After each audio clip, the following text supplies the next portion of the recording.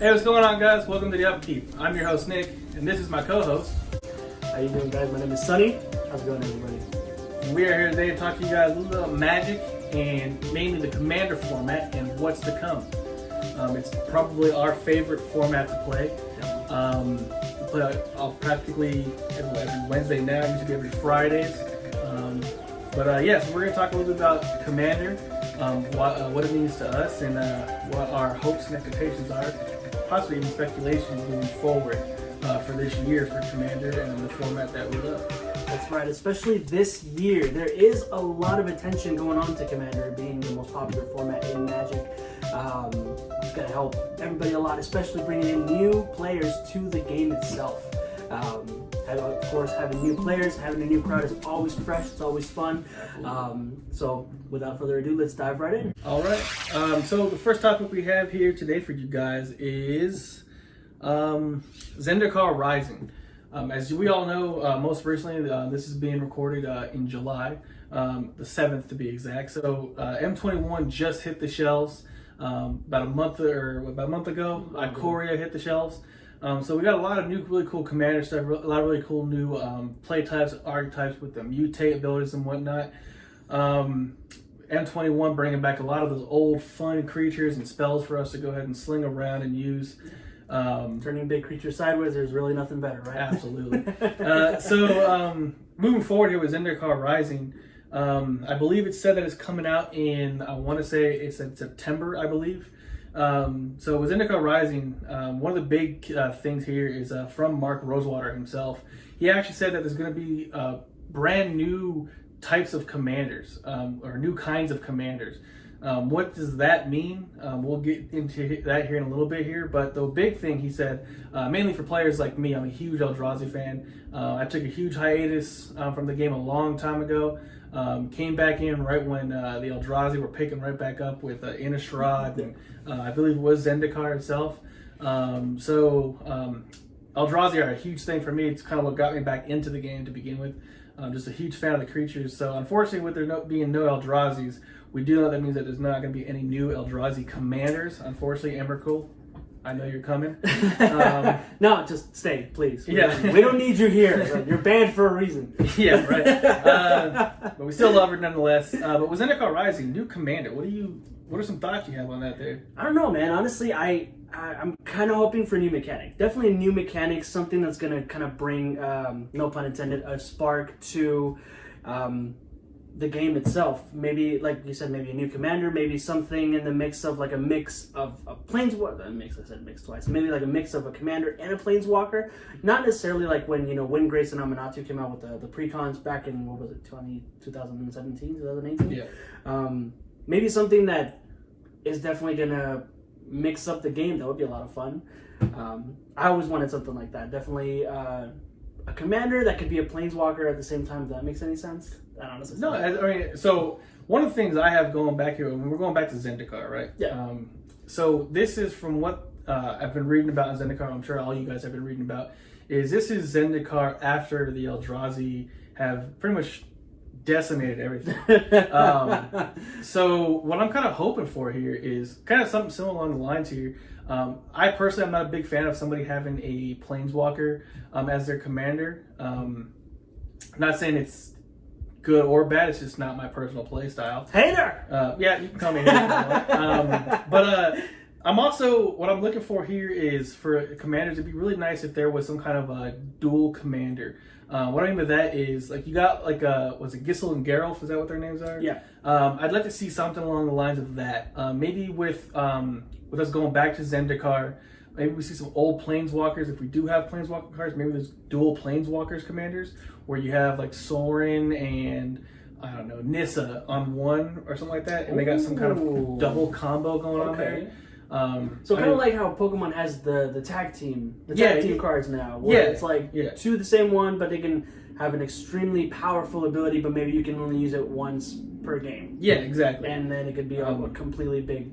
With them being planeswalkers, obviously it comes with loyalty counters, but it'd be pretty cool if they had this new mechanic, if you will. They got like this double loyalty where you can either choose to go loyalty on the left side, loyalty on the right side, and you can kind of do like this good versus evil type thing where you can have a loyalty that does something awesome, beneficial for you, or maybe even you and players, or a negative one where your enemy or your opponents know that if you get to that ult, it's pretty much the end of the game. It's game over, yeah.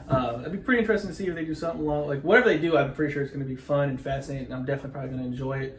I just really hope it's not Planeswalkers, but if it is, hopefully they make it a little more fresh and new. Because Planeswalkers, as fun as they are to use, getting kind of stale. Just my personal preference. Honestly, I agree as well. Planeswalkers are pretty cool. It's just to a point. Yeah, you bring them out, I'm gonna +1 it, -2 it. And then or it's gonna draw a lot of hate. And Yeah. the first person that plays Ugin on the table, everybody's like, exactly. everybody attack. You see Ugin, it's gone instantly. You see a Karn, it's gone instantly. Yeah. Then there's some where you're just like, yeah, okay, whatever. Yeah, that's fine. Especially those ones that came out when what was it called? War of the Spark, when they just had like the one. They just had the one negative usually on them, and they are there for like maybe a turn or two, or they're the whole game because nobody cares because they don't really do much. But right. I mean, we'll see. Yeah. Right. Yeah. Could be good. Could be bad. I know the Magic community did kind of throw a little bit of a shade with the mutate ability. Yeah. I like the mutate ability. I thought it was a really cool concept. The funny part is, like, I'm kind of brand new to the game again. The funny part was how easily I understood what mutate meant and how fast everybody was just like, I don't understand how this mechanic works. I was like, it's pretty simple. You cast it for a different cost, and you put it on top or underneath something, and it gains whatever those abilities were. It's pretty simple, if you ask me. But going back to mutate here real quick, one of the things I was talking to my brother about, he's also one of our co-hosts, Joe.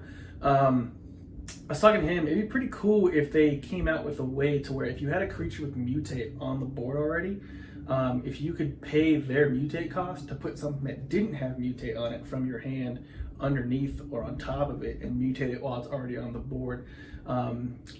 But again, like it's a casting cost, but I don't understand. Like, I do understand, but it'd be pretty cool if you could pay that casting cost for the mutate to mutate a non-mutation creature from your hand. For example, let's just say you have a new Trimi on the board, right? And he's just on the board. He hasn't mutated yet. He's just a creature, and you want to put your Paradise Druid underneath it, right? You pay the mutate cost. You wouldn't be paying the 2 for Paradise Druid. You're paying the mutate cost to go ahead and slide her underneath there, now giving him hexproof and having the ability to tap for a mana. I think that'd be something interesting to maybe add to mutate moving forward here. Will it break the mechanic? Maybe. You pretty do some really dumb stuff. Mutate Darksteel Colossus or underneath it, which would be pretty annoying for. Really I could see if maybe if you were able to mutate without a card having the mutate cost in it, if that was the last mutate you could do on that creature. So how you said you have Otrimi, you mutate for the Paradise Druid, but that's it. You can't mutate anymore. Yeah, until it dies or comes back without anything else. Maybe that would work. You know, so it's kind of like you either risk it doing without a non-mutate or. And the only reason why I say that is because I've seen him play mutate, a lot. Because as we all know, he has that mutate commander deck. Yeah. He loves playing with it, but to me that's one of the downsides to mutate is the fact that if the mutate creature's out there, you have to get a mutate creature into your hand, or hopefully have Utrimi in your command zone to go ahead and mutate them on in there. But yeah, I mean, other than that, man, we can go ahead and move on here to Zendikar Rising. These 2 brand new commander decks. Again, we don't know who the commanders are. With them being new kinds of commanders, again, we don't know exactly what that means.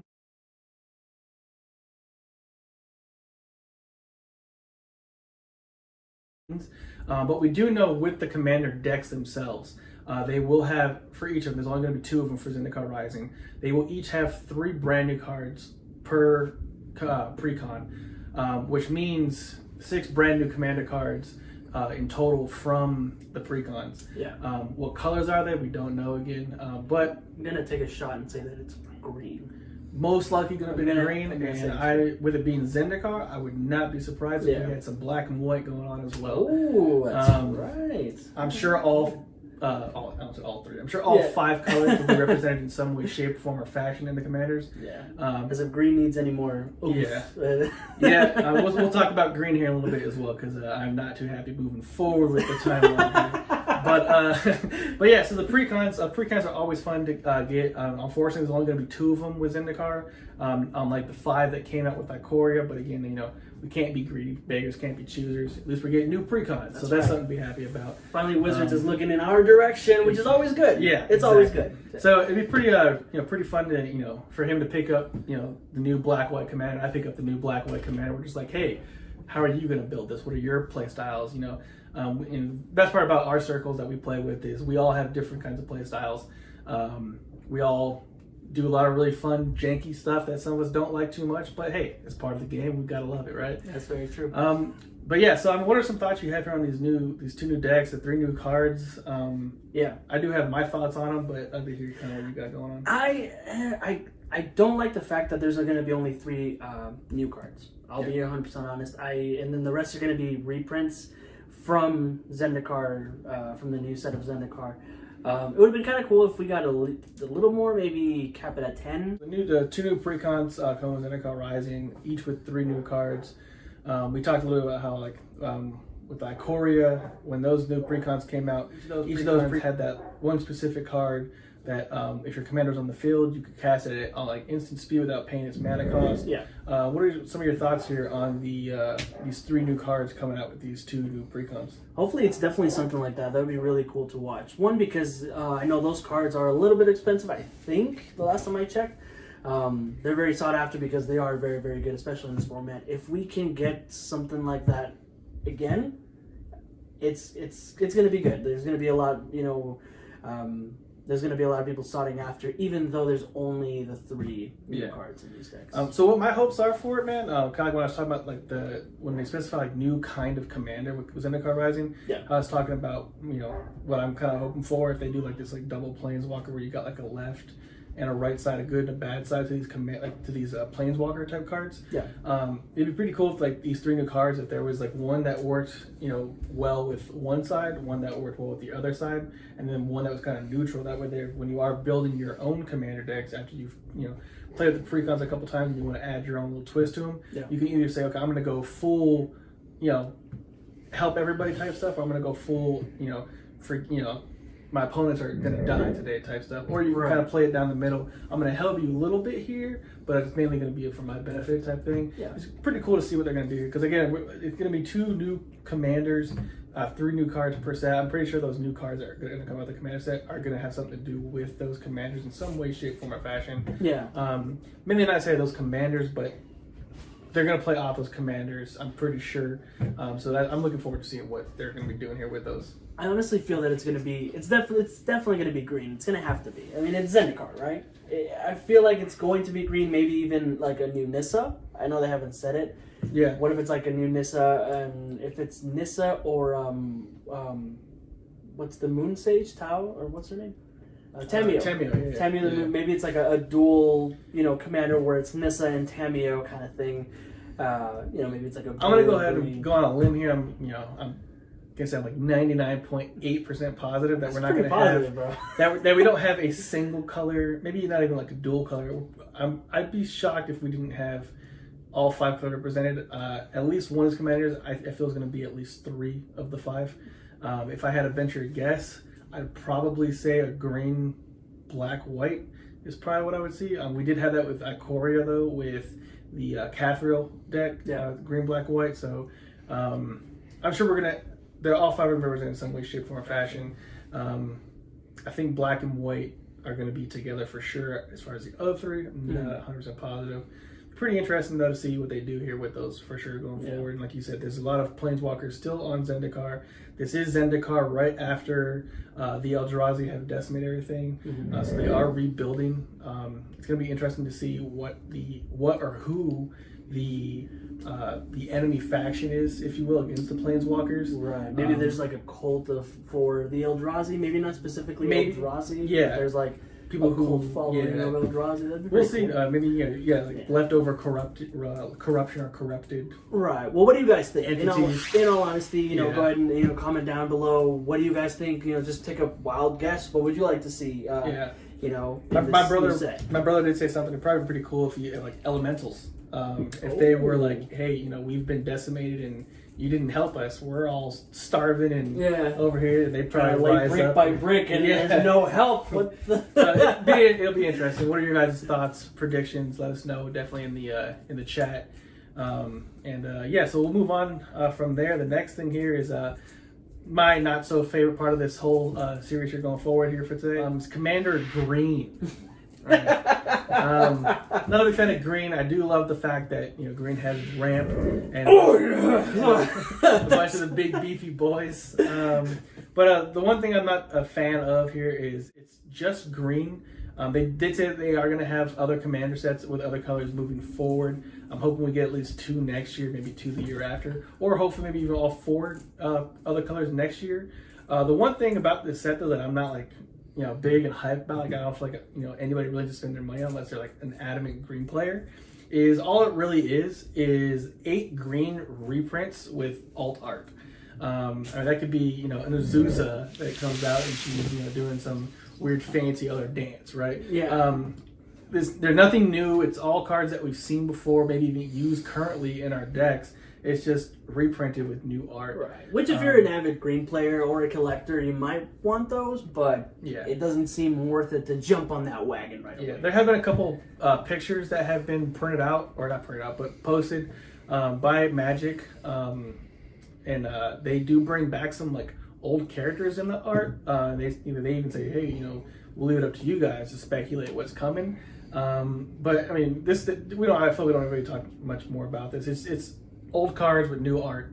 And green is still the favorite child. Yeah. Wizards, white. Help white out, please. Give us some sort of cool they support. They have come out recently and said that they are going to start giving white more draw ability, which will be nice. I really hope so. One of the only colors that doesn't have really any major draw mechanics in it. Seriously. I mean, what was the last thing we got? That legend from 2021? Well, you got the M21, M21. The dude sitting down in a chair where I forget what his ability is. He was one of I think 6 or 7 white cards that draw. Out of millions of other cards. Yeah. White players, you dropped your crown, Kings. Yeah. Keep your head up. It's coming. It's coming. All white is about is like, oh, hey, I don't like that artifact or that enchantment. Get rid of it. I need creatures on my board. Let's just go ahead and make a whole bunch of them. Gone. But wait, there's more. Yeah. Yeah. No. Anyway, the next one here is Commander Legends. We're actually going to bring in one of our third co-hosts here, my brother Joe. So let's go ahead and slide on over and scooch on in. We'll be right back. What's going on, you guys? Victor here, just giving in a quick word for the stuff that we like to use, some of our favorite products around for the card community. Definitely Dragon Shield 4 sleeves as far as deck boxes go. We love the Ultra Pro satin boxes, the satin towers. They're just magnificent, definitely hard as a rock. Nothing's getting in that, especially if you drop it. Gonna be good. Everything's gonna survive. Dragon Shield. So Dragon Shield sleeves, they are just wonderful to shuffle. They feel amazing in your hands. You honestly can't go 5 seconds without shuffling. It's kind of like Ruffles. Ruffles, you gotta eat more than one. I mean, that's just unless you're not a potato chip person, then I kind of have to ask, why are you in my house? Because you're not allowed in here. They vary in a ton of colors, going from ivory to mint to emerald, magenta. And my little girl's laughing because she knows that I've got a point. Going from black, if you like basic, white, blue, whatever have you, whatever you are in the mood for, whatever your deck is themed after, they have a color for you. As well as the satin tower boxes. They will always have whatever color you need, so hop down to your LGS quickly and pick up a pair for yourself. All right, guys, welcome back to the Upkeep. With us, we have Nick's brother, also happens to be one of my best friends, Joe, the stuffed bear Perpy.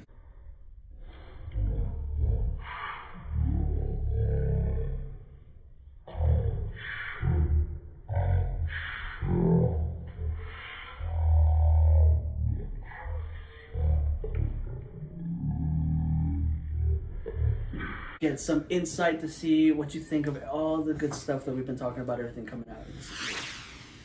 What do you think so far? I mean, everything that's coming out is always good as long as it's something that brings a fresh new light or allows newer players to get access to older cards without breaking the bank. In the actual term of spending a ton of money, and there's nothing wrong against people who want to spend money on the game. That's what it's there for if you got the ability to. But one of the reasons why I feel Magic is such a beloved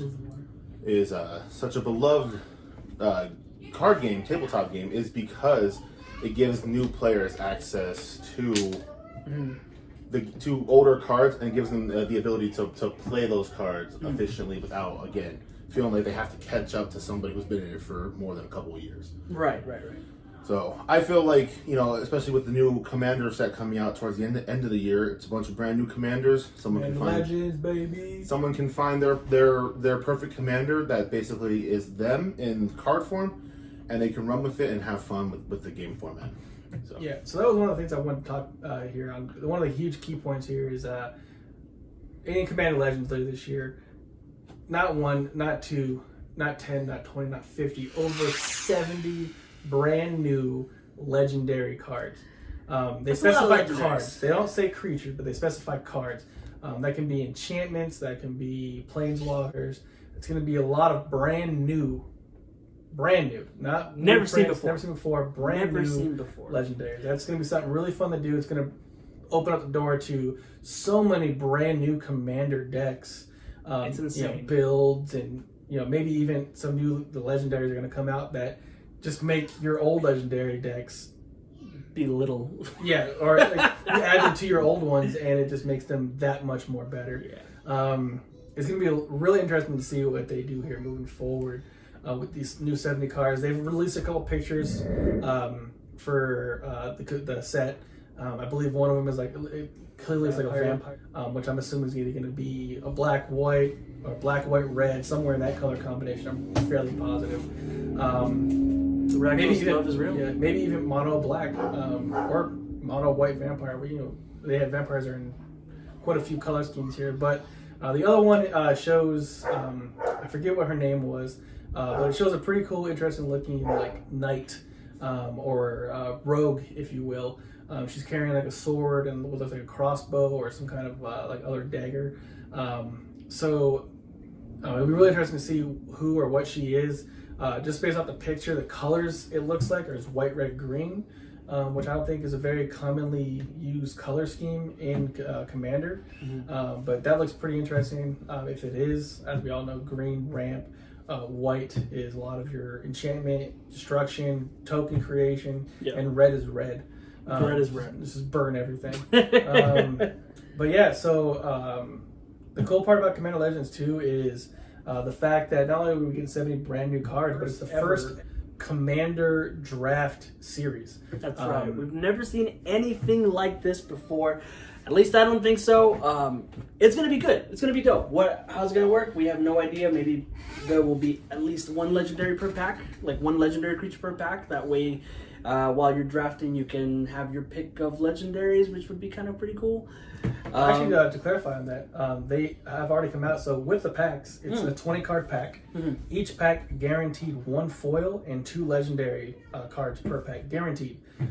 So we do know that you're going to get at least 2 legendaries and a foil per pack. It's a 20-card pack, which I believe is larger than normal size packs. It's pretty thick. Yeah, it's a pretty thick pack. Yeah. I think Jumpstart, which is coming out here later this month in July, I think that's a 20-card pack, or 40, I can't remember. Creator of Behemoth is getting reprinted, and your boy spent $50 on one just before. So doesn't feel too good. Yeah, like Joda specified, reprinting for new players so they don't break the bank, which is always nice. Thank you, Wizards. Yeah, thanks, Wizards. Thank you.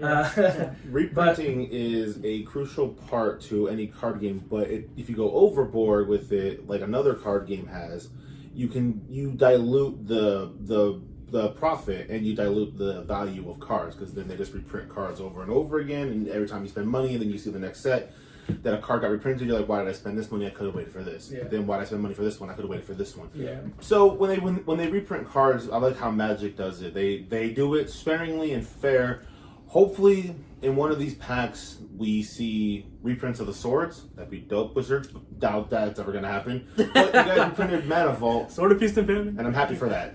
When it comes to reprint, though, like you just specified, like those boss cards that everybody's wanting, and they cost hundreds of dollars. I mean, even one that doesn't cost hundreds of dollars, like Cyclonic Rift, $33. Yeah, $33. Like reprinting that one, like the only downside I see to them reprinting cards is the fact that when they reprint them, it's going to be more available to more players, which is always good. But the downside to that is now more people are going to have access to those cards, so you're going to see them in a lot more of your circuits and your circles and in your competitions and whatnot. But then again, though, like I tell people all the time on Magic the Gathering Arena, whenever I see people complaining about, being turn 3 Ugin, it's like, hey, adapt to the game, overcome it, start playing blue and just counter everything. To also say that it would be a bad thing if everybody had access to it, it's not really, because Magic's got many different formats to play, and where if they had a set that Cyclonic Rift came back out, maybe for Modern that would, but that's why there's different ban lists from Modern to Pioneer. I'm just not looking forward to the day where I'm playing to EDH. So it would probably make the games a little bit faster as well, which might help if local game stores wanted to have EDH tournaments. They could probably run a little faster because there are access to better cards out there. So for me, I feel it's a positive thing when they reprint selectively like Magic's does. No, and I agree. It's my thing with that is I'm looking forward to the day to where we're playing a 4-player multiplayer game and I get Cyclonic Rift 4 times. Hey man, it happens. There's a 1-800 call number for that. There you can find support for the Rift. There's 1-800 Rift. Somebody please. Why is this card not banned? But I wanted to touch back up on something as you were saying about the Commander Legend coming out. It would be really cool if Wizards puts out the ability for you to have non-creatures as your commander that turn into a creature. For instance, like a legendary enchantment that starts out in your command zone, and when you cast it, it either creates little fairies or something like that, and then for every token you have on the board. Or it would be really cool if we see more tribes that don't have much support get support, like scarecrows. Pirates have a lot of support. They had 2 whole sets for them, but more pirates would be fun. It was just one on Ixalan. Wizards. Pirates. Eldrazi. Scarecrow would be a fun. The 5-color or the pure artifact run colors or colorless Scarecrow. I can't remember his name right now. I think it's Scarecrow King. He's pretty cool. He's got a really cool ETB ability. Or whenever Scarecrow enters the battlefield, you can blow up. But there's just not enough Scarecrow. Right. It'd be really cool if you see lesser tribes or tribes that haven't really seen anything, like Drakes come back, Rats come back. Again, you can make good rat EDH decks. It's just they haven't had much good support for a while. Like a Rat King a commander would be amazing. Or even just like tribal support. The tribal support. The cool part about having over 70 brand new legends means we're not only going to have monocolored legends, but we're going to have multicolored legends and multicolored legends, and maybe even some Wooburg legends that just come out and just help the game. And can't forget my favorite, colorless. I don't see colors. But yeah, so. But anyways, so over 70 new legends. The possibilities are going to be, I wouldn't say endless, because obviously there's an amount that we can play with, but it's going to open doors, again, like we said, to a whole bunch of new things. And the cool part is with Commander Legends, going back to it being a draft, I personally am not a huge draft fan. I've played draft a couple times in my time of playing Magic. Had a lot of fun with those drafts, but not really the biggest fan of it, only because it does take a lot of strategy, and if you're pulling the same card somebody else is pulling, that gets really annoying because then you got to rethink your whole strategy halfway through the draft, which means most likely you're going to lose. But you still have fun with them. I personally, I'm not buying the set for draft. I think I'm going to buy a couple boxes just for my own personal collection, which I'm sure most of you will do the same. But having your circles, maybe buy a box that you guys all decided to draft with. But yeah, so with that as well, we already talked about the 20 card packs, each with a foil and 2 legendaries guaranteed in those packs. But the third and final big wicket here with Commander Legends is the fact that it's coming out with 2 precons for this set as well. I'm fairly positive because of the pictures that they've released. Doing some magic over here. That's right. Like Jesus. But doing some magic. Looking at the precon here, just because of the pictures that they've released with this set of the vampire and the lady, I'd be pretty positive. I'm not willing to bet my bottom dollar, but I'm willing to bet money that those are possibly the 2 commanders that are coming out with the precons. And much like the Zendikar Resurgence, those ones come with 3 brand new cards. With those precons, everything else is going to be reprints from previous sets and most likely a lot from the Commander Legends set.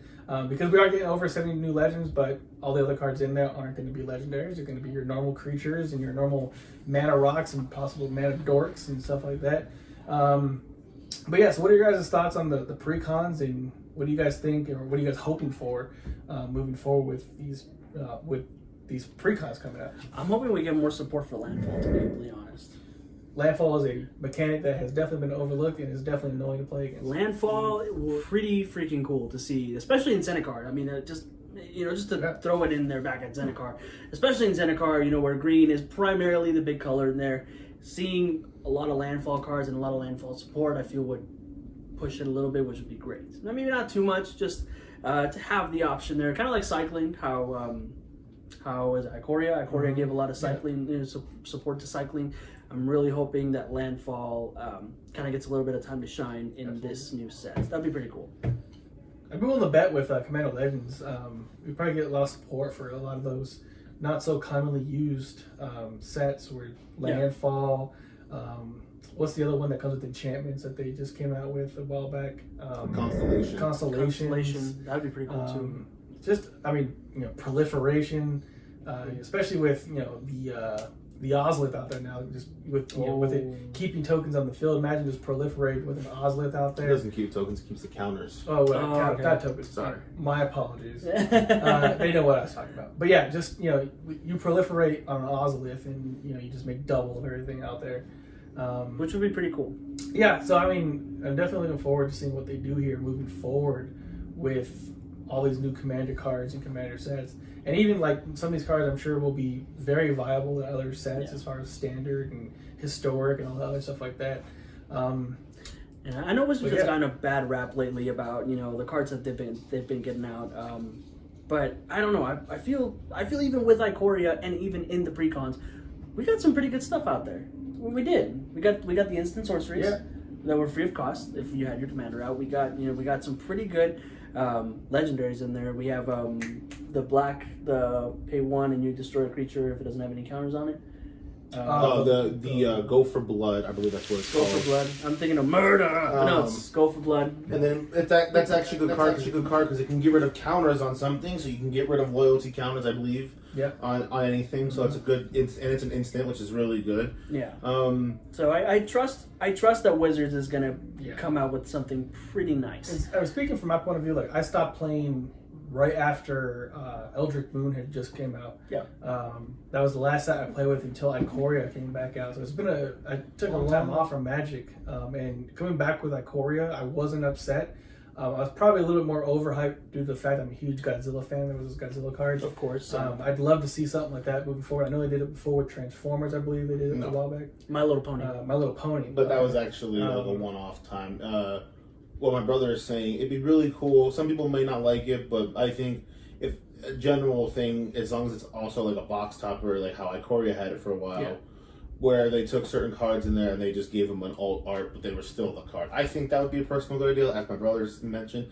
Some people might not like it, again, but you still have a chance to get the other card too. I also did like that in Ikoria. They also gave most of the evolved cards, actually all of them, the comic book art, which was still a really cool idea. So you can still have an alternate version really cool. Of like Gem Racer. There's it's really, really cool and stuff. So yeah, compared to the M21 art, the alternate art, Ikoria had the best, 100%. Yeah, I mean, absolutely. the comic book art. Most of the M21 was if it was alt art, it was just full art. Really, it wasn't really Yeah. all art. It was just more of a full art with some different coloring textures to Well, that actually started with Eldred, Sonny's favorite planes, with the storybook artwork, which some of them were amazing. Some of them kind of were what the hell is happening on here? But again, it just gives an extra little.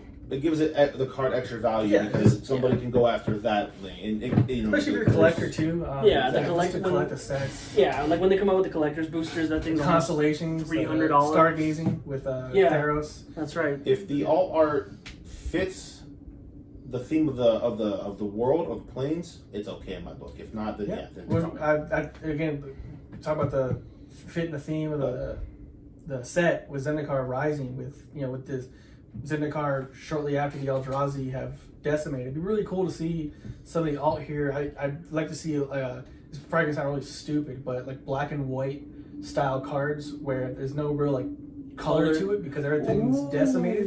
I think that would look really cool, especially if they have the right art style too. Or the border would be cracked or broken. Exactly. Yeah. Like it shows like it's been decimated. That would actually be pretty cool. I'm sure they have tricks up their sleeves and they have plans moving forward, which I'm 100% excited to see. I don't know if it comes out later this year or if it's going to be one of the first sets, or not for us sets, but one of the first things that comes out next year. But I do remember reading about another mystery box part 2. So I know the mystery boxes that are out now they help me get back into Commander more because a lot of those older cards I didn't even know existed, like various puzzle box and heuristic studies, skull stuff like clamps, and all that stuff. So I mean, and it's also good to have friends that have been playing the game for a while as well, and they know a lot of these cards. So definitely get out there. Stick with it if you're getting back into it like I am. Just go out there and have fun. And don't forget to keep up with the Upkeep. We'll be posting more videos here about various other Magic things. Let us know what you'd like us to talk about. We do plan on doing a couple things here moving forward. One of which is gameplay of our actual personal games here. What are some ideas you guys have? Sorry, go ahead. Oh, no, go ahead. The next time we do this, I would like to talk about the double commander set coming out, because I feel that, again, going back to my very first topic, that's a set that's coming out. If they haven't already touched on that, is coming out. It's slated for August 7th. And that set is going to bring out a bunch. So far, it's got like 6 cards that are previewed, and all these cards are just amazing cards. There's a couple good commanders in there. There's a really, really good card for token generation decks called Double Season. It's amazing, and it's coming back in that set. Now, the set will have 300 and some odd cards in it, but it's going to be like a baby mystery box, and it's a very big. It's what I'm actually looking forward to in this year amongst all of this. I think that has the Mana Crypt reprint, right? Yeah, it's Mana Crypt reprint, which is an amazing card. Yeah, speaking Nick of which, doesn't like Mana Crypt, but we're Mana Crypt. I would say we'll pay it's not 3 that for mana. It's not that I don't like it. It's for me again. It's kind of hard for me to understand the whole idea. I paid 0 mana to bring out this thing that taps for 2 or 3? 2. Taps for 2 mana. So it's a 1 cheaper Soul Ring that I may have to pay life for at some point. I'd rather just play a Soul Ring. But it's high risk or high reward. But I'd rather have no risk and all reward. I think I'd rather lose the life. I understand why it's viable. I'd rather lose the life. I definitely get it. So kind of playing off what Joe just said there is set reviews. That's another thing that we are planning on doing here, set reviews, box openings. So definitely join us for those. Box openings. Box openings. We play Arena as well. Nick is a huge Arena addict as well. Love playing the game, man. We're gonna stream. Honestly, you guys have any ideas? Shoot them down. Put them in the comment section below. We can definitely deal with them. But we will have much more to come and much more to discuss here on the Upkeep. Again, thank you guys for sticking around. This is my co-host Nick. Nick. This is Joe, the Bear. My name is Sunny. We always love talking to you guys, and we will see you on the next plane. And as always, keep up with the Upkeep.